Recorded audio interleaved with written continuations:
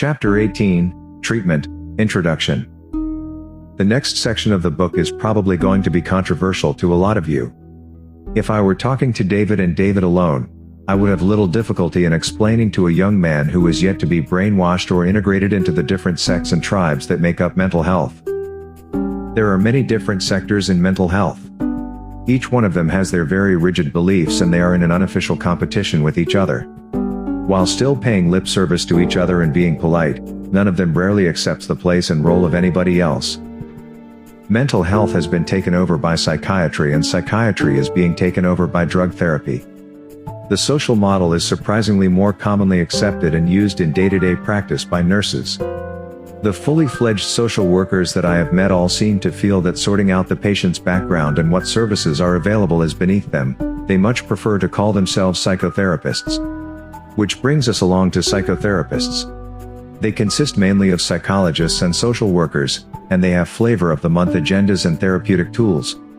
The current one is mindfulness. As with the multitude of trends that went before it, I don't really see what it's adding.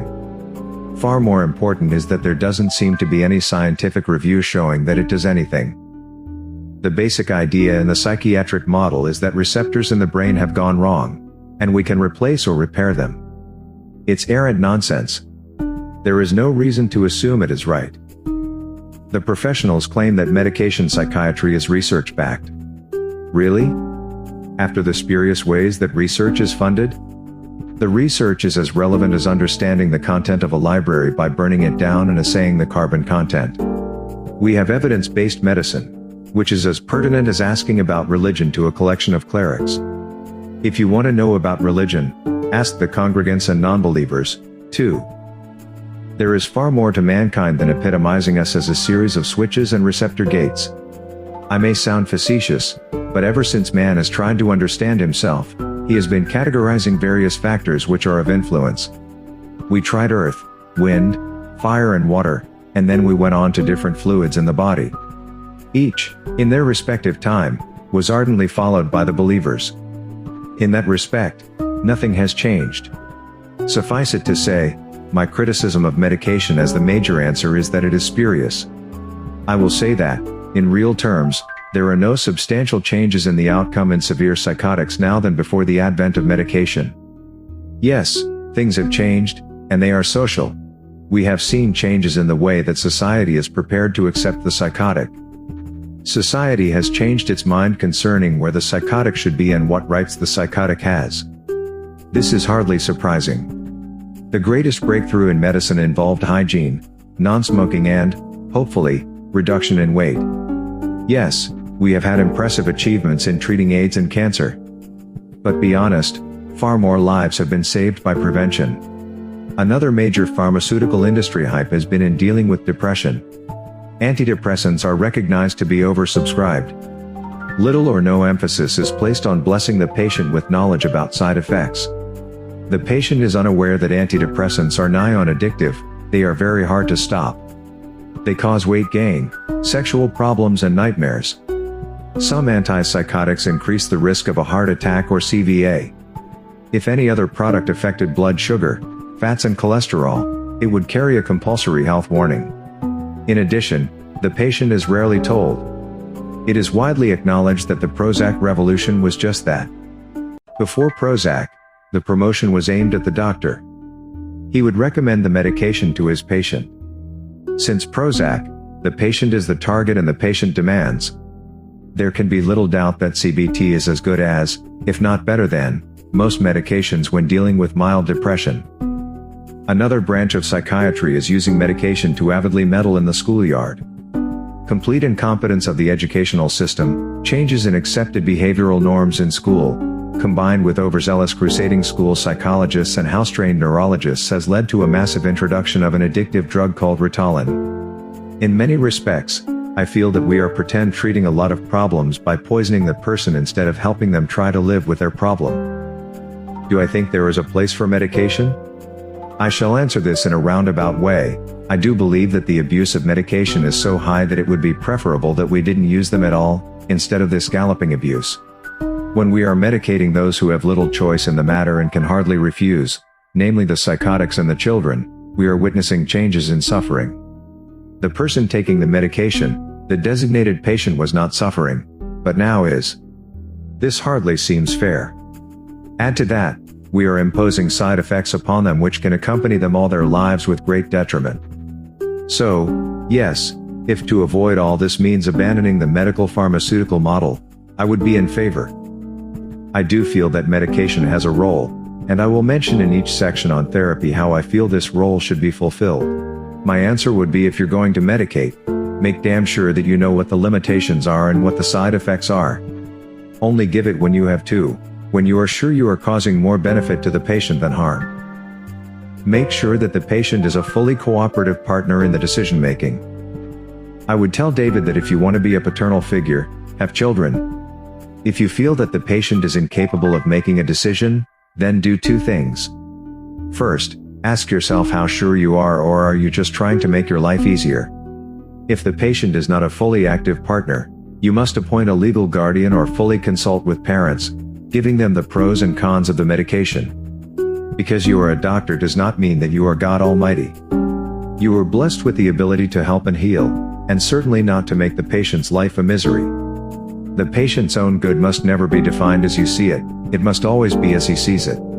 If his best friends are spacemen and he enjoys his delusions, you have no right whatsoever to take them away.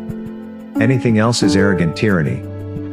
I feel that before prescribing or giving any therapy, the therapist must regularly ask himself if the belief system to which he, the doctor, subscribes to is voodoo. Is the therapy a justified state-of-the-art therapy established by non-interested parties? If you are not sure, then do not use it until you are. David would have learned to suspect anyone with a cause. Always ask yourself, just who is benefiting here? I would have instilled in David another unbreakable rule. Therapy cannot and can never fix completely that which is already broken. A depressive or a psychotic will never fully recover. They may feel better, they may have good days, they may have long periods of good days, but like the alcoholic, it can and will come back. I want to refer again to the paradigms of changing behavior. There are stages we go through. One of the two most important is that we will no doubt relapse. The second is that we can restart the cycle without feeling guilty and probably prolong the cycle where the beneficial part becomes more and more dominant. So, it is, not only in therapy, but also in recovery. You can only deal with an illness if you are prepared to accept and internalize that there is the problem. There is a solution, but it is not the solution of going back to where they were when completely healthy. They must also accept that every change means a change in how you see yourself. Let me give a personal example. It took me 40 years to admit that I am deaf. I remember sitting in a group therapy session and telling people that I was deaf. It was blatantly obvious to everyone apart from me that this was so. Nevertheless, I cried like a baby. As an addendum which will reappear later, there is nothing more humiliating than having well-meaning people announce to a room when I haven't heard, "Oh, he's deaf. You can talk louder." I cringe. I can only imagine how somebody with a mental illness must feel when the patient has this flung at him. Acceptance is extremely difficult. Imagine how it must feel for a teenager to discover that insanity is what awaits him in the future.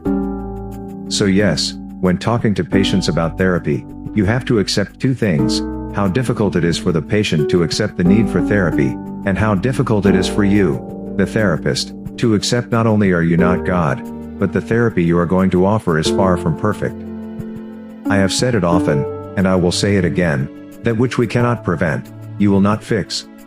So, what are we trying to do in therapy? I believe in starting therapy, you should make one very simple decision. The patient is the one whose needs you are treating. Far more importantly, the patient must make an informed consent. It is your job to inform and make sure the patient is fully informed of the patient's diagnosis. What are the possibilities? What are the results? What are the expectations in the fullness of time, especially relapse, and what is the price the patient has to pay? The price patients have to pay usually is in how they see themselves and the significance of what they are seeing. I think you have to fully understand the belief system of the patient. In the case of the child and the psychotic, the family belief system must be also examined. Change can only be made when we make room to make the change. Nothing clutters up the room more than a system of beliefs about oneself, one's role and one's illness. Having made an informed decision, the patient must be given a timetable and be in a position to be able to review together, with the therapist, progress or the lack of it. Established therapists will be skeptical. Those who treat psychotics will be even more so. David, I would have told you never be bloody pompous. If you ever get to be that pompous, then think about giving up.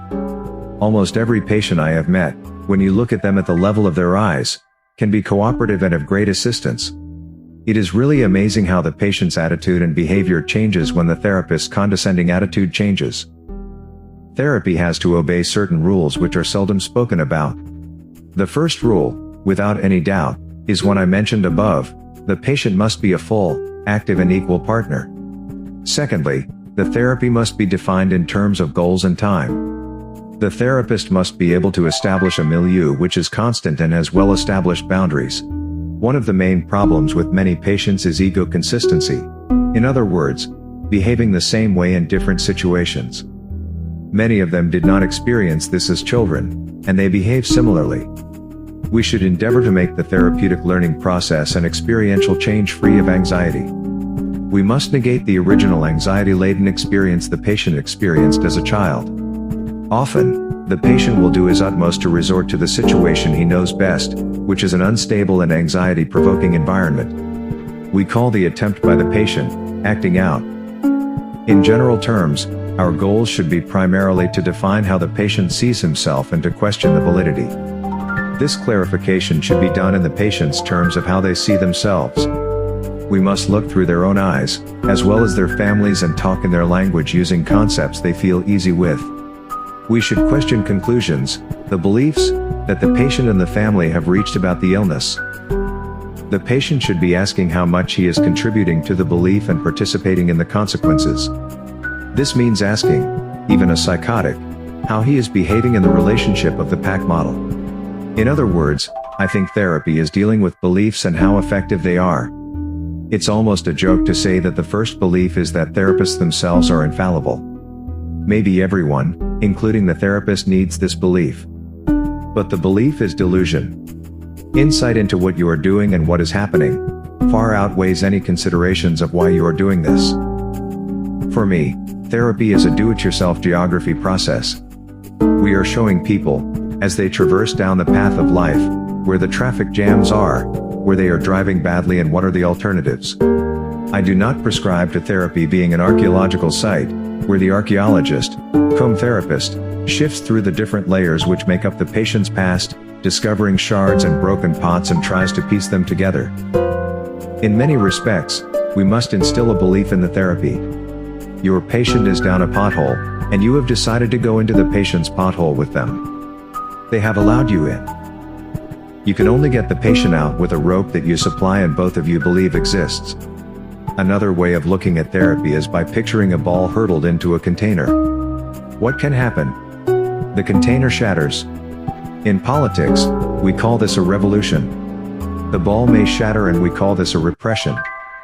Both may shatter and this is called anarchy. Finally, the ball and vessel live as one, which is democracy.